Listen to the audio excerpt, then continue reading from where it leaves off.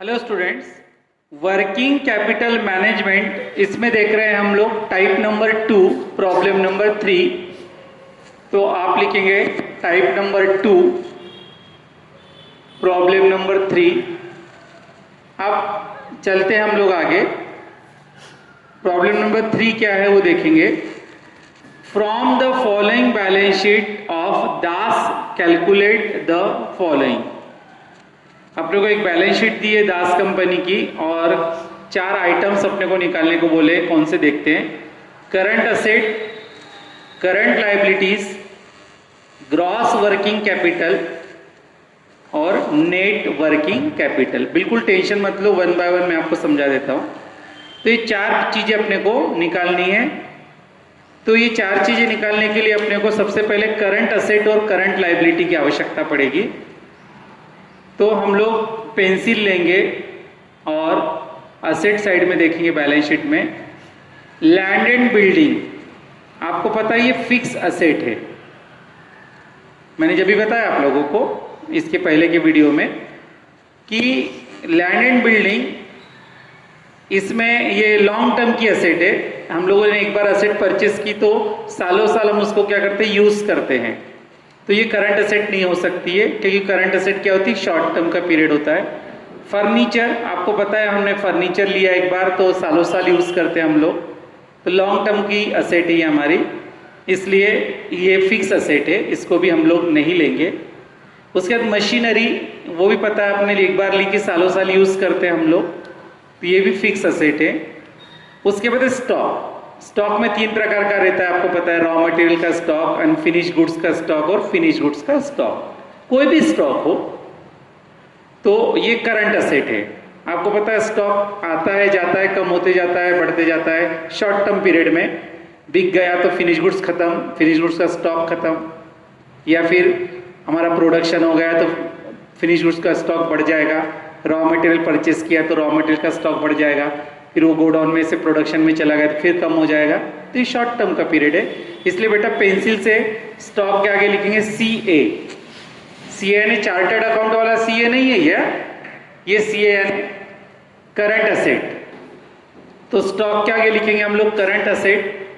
Debtors, debtors यानी आपको पता है कस्टमर होता है। तो ये कस्टमर भी कैसा होता है, शॉर्ट पीरियड में हम लोग उसको पेमेंट करने के लिए कहते हैं 2 महीने, 3 महीने, 4 महीने, 5 महीने। तो शॉर्ट टर्म का पीरियड होता है, इसलिए ये भी क्या है, डेटर्स करंट असेट है, तो वहां पर भी लिखेंगे CA। उसके बाद प्रीपेड एक्सपेंसेस, यानी कभी कभी हम लोग नेक्स्ट फाइनेंशियल ईयर का कुछ पेमेंट कर देते हैं, जैसे रेंट हो या कमीशन हो या कुछ भी हो सकता है। तो ऐसा प्रीपेड एक्सपेंडिचर भी ये क्या है, शॉर्ट टर्म पीरियड वाला ही होता है। ये क्या कहलाता है, करंट असेट कहलाता है। क्या कहलाता है, करंट असेट। उसके बाद कैश एंड बैंक, आपको पता है ट्रांजैक्शंस होते रहते हैं, आते पैसा आते रहता है जाते रहता है, तो ये भी शॉर्ट टर्म का है, इसलिए यहां पर भी हम लिखेंगे करंट असेट। तो हमें कितनी करंट असेट मिल गई, 4। Stock, debtors, prepaid expenses and cash and bank. अब लायबिलिटी, ये चारों पर हमने CA लिखा है, करंट असेट। अब लायबिलिटी में हम लोग देखते हैं करंट लायबिलिटी कौन सी आइडेंटिफाई करेंगे। तो आपको पता है कैपिटल, कैपिटल ये लॉन्ग टर्म वाली होती है, शेयर कैपिटल। तो ये हमारी फिक्स लायबिलिटी कहलाती है। कौन सी लायबिलिटी, फिक्स। लॉन्ग टर्म की लायबिलिटी को हम लोग फिक्स लायबिलिटी बोलते हैं, तो ये हमको नहीं चलेगी। उसके बाद profit and loss account, profit and loss account यानी जो बिजनेस का प्रॉफिट है, ये बिजनेस के प्रॉफिट को भी हम लोग कहाँ नहीं लेते, करंट लायबिलिटी में नहीं लेते हैं। उसके बाद क्रेडिटर्स, आपको पता है शॉर्ट टर्म का होता है। हमारा जो सप्लायर होता है हमें 2 महीने 4 महीने की ही सहूलियत देता है, सालों साल की सहूलियत नहीं देता कि चलो ठीक है 2 साल के बाद पेमेंट कर देना, ऐसा होता नहीं है। तो ये क्रेडिटर से ये करंट लायबिलिटी है, इसलिए आप क्रेडिटर्स के आगे लिखेंगे CL, पेंसिल से लिखेंगे CL यानी करंट लायबिलिटी।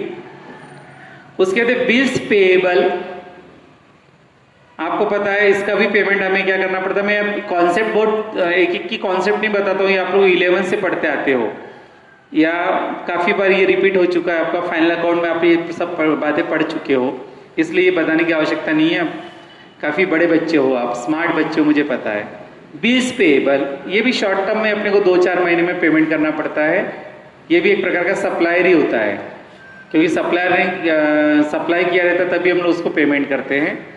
तो बिल्स पेएबल का भी क्रेडिटर की तरह, बिल्स पेएबल भी हमारा क्रेडिटर ही होता है, तभी हम उसको पेमेंट करते हैं। उसके बाद आउटस्टैंडिंग एक्सपेंसेस, आउटस्टैंडिंग को अंडरलाइन करके लिखेंगे अनपेड, आउटस्टैंडिंग को अंडरलाइन करके लिखेंगे हम लोग अनपेड एक्सपेंसेस। अनपेड एक्सपेंसेस यानी जो एक्सपेंडिचर अभी तक के हम लोगों ने दिए नहीं है पर अपने को 2-4-6 महीने में देना पड़ेंगे, शॉर्ट टर्म का पीरियड होता है, इसलिए इसको भी लिखेंगे हम लोग करंट लाइबिलिटीज। उसके बाद है प्रोविजन फॉर डिप्रिसिएशन, तो ये लॉन्ग टर्म की होती है। जनरली कोई फंड्स वगैरह होगा तो ये किस में आता है, लॉन्ग टर्म में आता है। टैक्स प्रोविजन होगी तो शॉर्ट टर्म मानी जाती है, क्योंकि तुरंत अपने को टैक्स प्रोविजन यानी क्यों करते हैं हम लोग कि इस करंट ईयर के फाइनेंशियल ईयर में उसका अपने को क्या टैक्स का पेमेंट करना पड़ता है, इसलिए तो टैक्स प्रोविजन को छोड़ दे, पर बाकी जनरली प्रोविजंस या फंड्स किस में आते हैं बेटा, लॉन्ग टर्म में आते हैं, इसलिए वो फिक्स लाइबिलिटीज में आते हैं, इसलिए हम उसको नहीं लेते। तो हमें यहाँ पर 3 प्रकार की करंट लाइबिलिटी मिली है, क्रेडिटर्स, बिल्स पेएबल और आउटस्टैंडिंग एक्सपेंसेस। अब इनमें से हम लोग 1 बाय 1 जो 4 आइटम्स अपने को निकालने को बोले हैं वो 4 आइटम्स हम लोग यहाँ पर निकालेंगे। तो सबसे पहले लिखेंगे हम लोग नंबर ए करंट असेट, यहाँ पर लिखेंगे हम लोग प्रॉब्लम नंबर 3। फिर आप लोग टाइटल देंगे statement of net working capital, statement of net working capital, net working capital, serial number, particulars, amount, serial number, particulars, amount. आप लोग देख रहे हैं 3/4 पेज का आप लोग टेबल बना सकते हैं, 3/4 पेज का, या आधे पेज में वैसा हो जाएगा, पर थोड़ी ज्यादा रहा तो मिटा सकते हैं हम लोग। अब उसमें बेटा सबसे पहले लिखेंगे हम लोग नंबर ए करंट असेट, क्या लिखेंगे हम लोग, करंट असेट। अब करंट असेट आप लोगों ने आइडेंटिफाई किए, 1 बाय 1 हम लोग लिखेंगे। नंबर 1 है स्टॉक,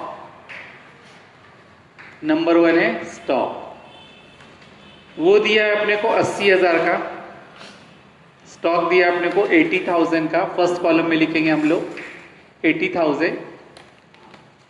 फिर है डेटर्स नंबर 2, नंबर 2 है डेटर्स, डेटर्स है हमारा 75,000, 75,000। फिर नंबर 3 जो आइडेंटिफाई किया हम लोगों ने, इसको सिर्फ कॉपी करना है यहां पर। फिर है प्रीपेड एक्सपेंसेस, प्रीपेड एक्सपेंसेस वो है हमारे 20,000, 20,000। उसके बाद है cash and bank, number 4 cash and bank, cash and bank है हमारा 25,000, 25,000।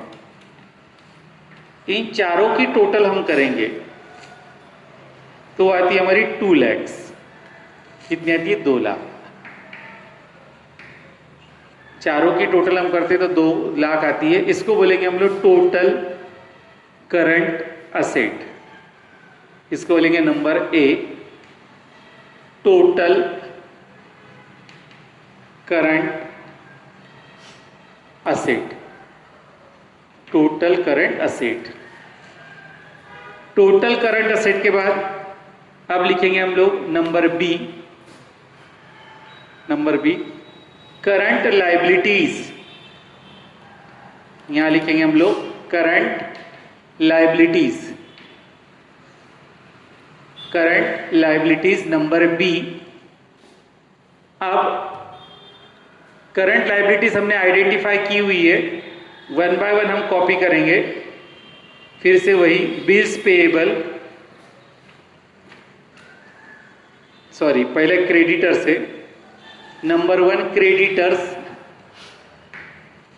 क्रेडिटर से हमारा 80,000 80,000, क्रेडिटर से हमारा 80,000। उसके बाद bills payable 30,000 number 2, bills payable 30,000 30,000। Number 3 है outstanding expenses, outstanding expenses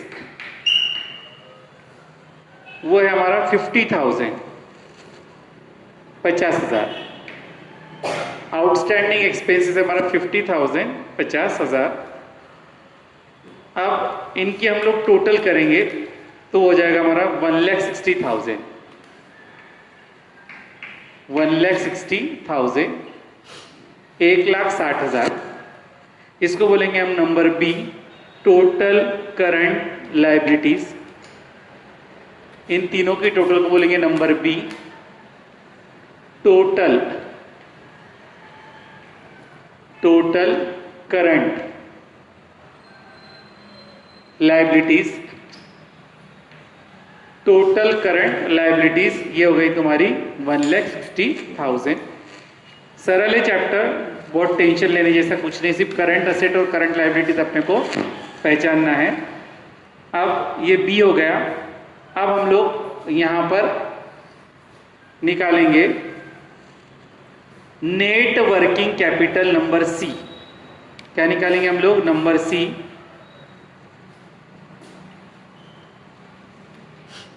net working capital, net working capital. अब ये नेट वर्किंग कैपिटल कैसे निकालते हैं? तो हम क्या करेंगे, ए माइनस बी। क्या करेंगे हम लोग? ए माइनस बी। यदि आप ए माइनस बी करते हैं तो मिल जाएगा आपको नेट वर्किंग कैपिटल। अब ए माइनस बी क्या है? तो ये ए है टोटल करंट असेट 2 लाख, उसमें से माइनस करेंगे number B total current liability 1,60,000। Clear हो गया? A minus B. तो टोटल असेट, करंट असेट में से टोटल करंट लायबिलिटीज को माइनस करेंगे हम लोग तो आता है बेटा हमारा 40,000। कितना आता है? 40,000 40,000। तो इस प्रकार आपने को 4 बातें बोली थी। कितनी बातें बोली थी? 4 बातें। 3 बातें तो निकल गई। सबसे पहले उसने क्या बोला था? करंट असेट निकालो। तो मैंने देखो करंट असेट निकाली, टोटल करंट असेट 2 लाख। उसने बोला था करंट लायबिलिटी निकालो, तो देखो मैंने टोटल करंट लायबिलिटी निकाल के दी। उसने बोला था नेट वर्किंग कैपिटल निकालो, तो नेट वर्किंग कैपिटल भी मैंने निकाला 4 लाख। और यही क्या हो गया तुम्हारा? ए माइनस बी है। 3 बातें हो गई है। एक चौथी बात निकालने की, वो भी निकाल देता हूं। अब बेटा हम लोग लिखेंगे आंसर। आपके समझ में आ जाएगा क्योंकि इसके पहले हमने पढ़ाया है मैंने आपको। आंसर लिखेंगे हम लोग, जो पूछा है 1 बाय 1 वो मैं उसके आंसर देता हूं। उसने क्या क्या पूछा है अपने को? पहले पूछा है उसने नंबर 1 करंट असेट, नंबर ए पूछा है उसने करंट असेट। तो करंट असेट कितनी निकाली आपने? देखो 2 लाख। यहां पर लिखो हमें ₹2 लाख, ₹2 लाख। फिर नंबर बी, तो नंबर बी क्या बोला उसने? Current liabilities. क्या बोला उसने? Current liabilities. आप लोग शॉर्टकट में नहीं लिखा करो। करंट लायबिलिटीज कितनी निकाली बेटा हमने? 1,60,000, ₹1,60,000। उसके बाद उसने क्वेश्चन में पूछा है number C, gross working capital, gross working capital, gross working capital पूछा उसने। अब ग्रॉस वर्किंग कैपिटल यानी क्या होता है बेटा? Current asset. फर्स्ट वीडियो में आपने देखना, उसमें मैंने बताया ग्रॉस, बिल्कुल फ्रंट पेज पे आप देखो, फर्स्ट पेज पे लिख कर दिया है ग्रॉस वर्किंग कैपिटल यानी क्या होता है? Current asset. तो ये करंट असेट कितनी है वो देख लो, वही यहां पर लिखेंगे ₹2 लाख। कितना लिखेंगे? ₹2 लाख। आपके इंफॉर्मेशन के लिए यहां पर लिखे रख दो ग्रॉस वर्किंग कैपिटल ब्रैकेट में लिखेंगे हम लोग करंट असेट। क्या लिखेंगे हम लोग? Current asset. Gross working capital का ही दूसरा नाम क्या है? Current asset ₹2 lakh. और उसके बाद है number D, net working capital. Net working capital, net working capital ये निकाली हमने अभी 4 लाख। कितनी निकाली है? 4 लाख। तो बेटा ये लिखना है आपको सब। तो ये हमारा आंसर हो गया। 4 पॉइंट उसने पूछे थे, चारों पॉइंट हमने निकाले।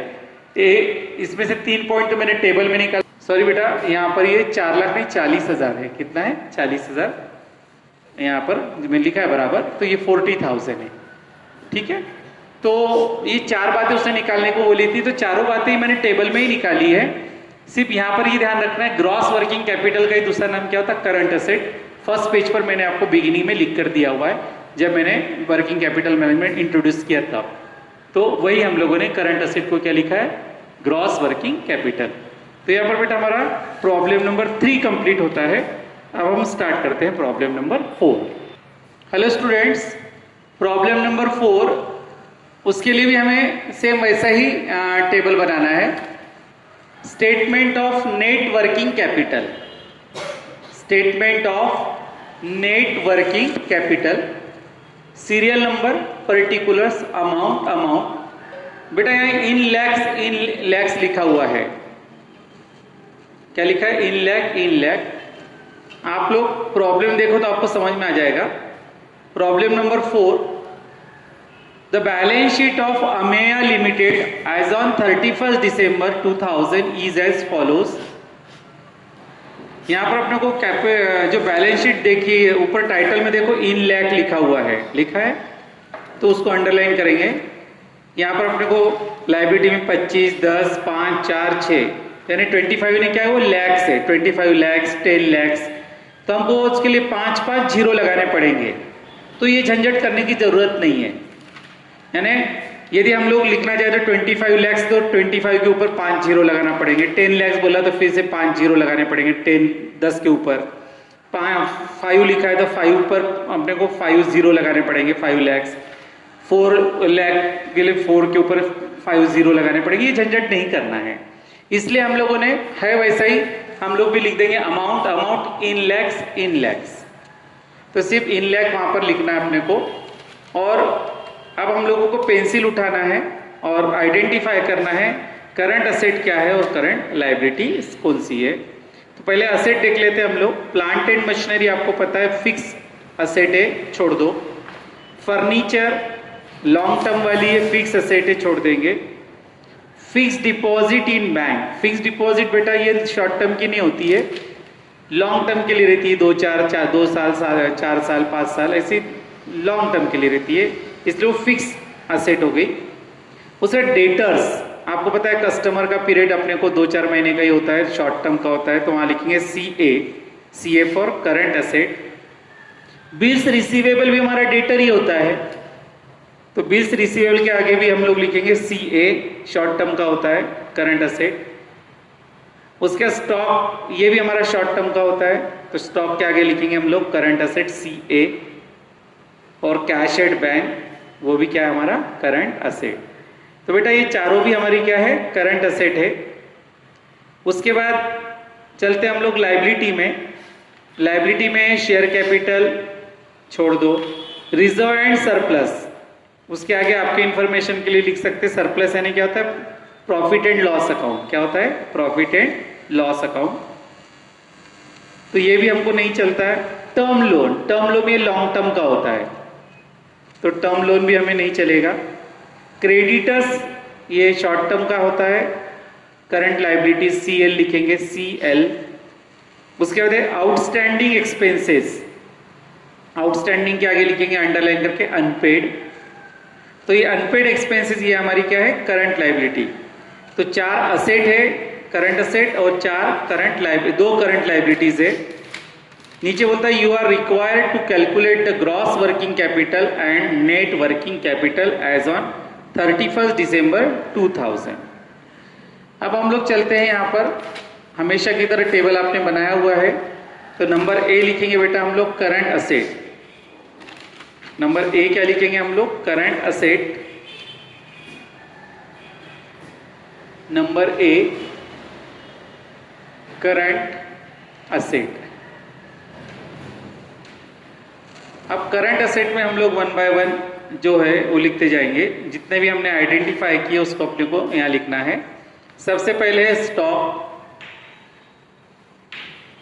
स्टॉक की वैल्यू दी हुई है हमें यहां, सॉरी स्टॉक नहीं है बेटा, मैंने गलती से ऊपर का देख लिया। डेटर्स, सबसे पहले कौन है यहां पर? डेटर्स। तो डेटर्स की वैल्यू कितनी दी हुई है अपने को? 10 lakhs। तो यहां सिर्फ 10 लिखना है अपने को, 5 जीरो लगाने की जरूरत नहीं है। उसके बाद bills receivable number 2। Bills receivable वो दिया अपने को 8 लाख, तो यहां लिखेंगे 8, ऊपर ही लैख लिखा है। उसके बाद नंबर 3, बिल्स रिसीवेबल के बाद दिया स्टॉक 6 lakhs। स्टॉक दिया हुआ है 6 lakhs। और स्टॉक के बाद दिया cash at bank. Cash at bank वो है तुम्हारा 1 लाख। कैश एट बैंक कितना है तुम्हारा? 1 लाख। अभी चारों आइटम की यदि टोटल करते हैं हम लोग तो वो आती है बेटा 25 lakhs। कितनी आती है? 25 lakhs। इसको बोलेंगे हम लोग total current asset. Number A total current asset. Total current asset, इसमें से माइनस करेंगे हम लोग number B current liabilities. Number B current liabilities.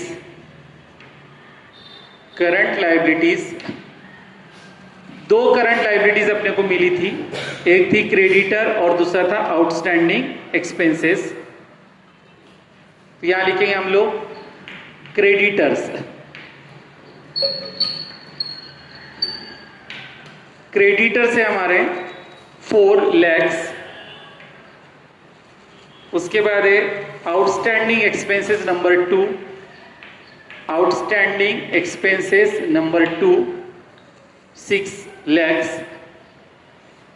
तो ये हो जाएगा हमारा 10 lakhs। 10 lakhs ये हो गया हमारा total current liability number B. Total current liability number B. Total current liability number B. अब हम लोग इसको माइनस करेंगे ए माइनस बी, तो क्या मिलेगा हमें? नेट वर्किंग नंबर सी मिलेगा, net working capital. Net working capital कैसे निकालते हैं आपको पता है? ए माइनस बी करके। कैसे निकालते हैं हम लोग? ए माइनस बी। तो मिलेगा हमें नेट वर्किंग कैपिटल। तो ये ए है टोटल करंट असेट और बी है टोटल करंट लायबिलिटी। तो 25 माइनस 10 किया तो ये आ जाएगा तुम्हारा 15। कितना आ जाएगा? 15। ये हो गया हमारा नेट वर्किंग कैपिटल। क्या हो गया हमारा? Net working capital. टेबल को बंद कर देंगे हम लोग। अब नंबर ए आंसर लिखेंगे यहां पर हम लोग। आंसर क्या क्या पूछा था देख लेते हम लोग। आखिरी में दिया उसने ग्रॉस वर्किंग कैपिटल और नेट वर्किंग कैपिटल। तो यहां पर हम लोग लिखेंगे gross working capital number A. Number A में क्या पूछा उसने? Gross working capital. Gross working capital. फिर से मैंने आपको बताया था ग्रॉस वर्किंग कैपिटल यानी क्या होता है? Current asset. क्या होता है? Current asset. ये हो जाएगा अपना 25 लाख। कितना हो जाएगा? 25 लाख। आपके इंफॉर्मेशन के लिए लिख के रखो करंट असेट। ये क्या है तुम्हारी? Total current asset. Total current asset, आपके इन्फॉर्मेशन के लिए लिख के रखो, बाद में भूल जाते हैं हम लोग। ग्रॉस वर्किंग कैपिटल यानी क्या है, टोटल करंट असेट 25 लैक्स। उसके बाद नंबर बी में क्या पूछा उसने, नेट वर्किंग कैपिटल पूछा है। Net working capital, net working capital देखो आपने निकाला है 15 लैक्स। कितना निकाला है हमने, 15 लैक्स। तो अपने को दो चीजें पूछी थी, तो दोनों भी चीजें यहां पर हम लोगों ने निकाल ली है। तो यहां पर बेटा हमारा प्रॉब्लम नंबर 4 भी कंप्लीट होता है। नेक्स्ट वीडियो में हम लोग प्रॉब्लम नंबर 5 देखेंगे। Thank you.